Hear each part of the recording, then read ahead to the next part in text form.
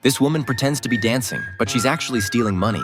She secretly tosses the cash into the trash bin behind her, and no one watching the surveillance cameras notices her subtle movements. Next, the janitor takes out the garbage bag and puts it in her cart. 3 women go to the restroom to hide the money on their bodies, then casually pass through security and head home after work. This is how they achieved financial freedom. They work at the Federal Reserve Bank, where all the nation's old bills are sent to be destroyed. Annie, a janitor, watches every day as cash is thrown into machines and turned into waste paper. The idea of stealing money takes root in her mind.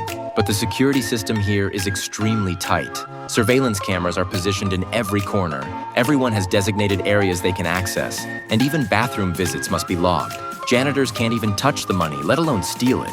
Annie can only watch helplessly as the bills are destroyed. One day while shopping at the supermarket, Annie unexpectedly spots locks identical to those on the armored trucks. A bold idea strikes her.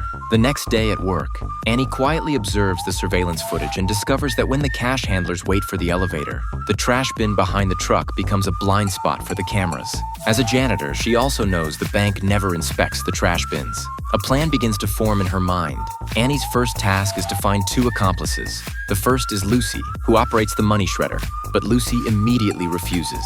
She's afraid that if she goes to prison, her children will be sent to foster care. This doesn't deter Annie.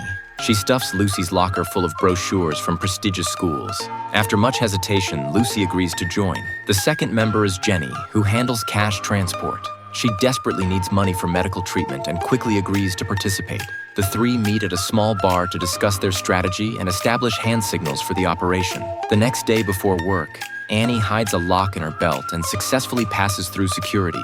She touches her eyebrow, the signal that she's ready for action. But Jenny keeps shaking her head. The other 2 think something serious has happened. When they meet in the restroom to ask, it turns out Jenny suddenly has a bad premonition. The other 2 are speechless. However, that evening after work, the bank unexpectedly conducts random body searches, something unprecedented. The 3 women feel lucky to have dodged a bullet.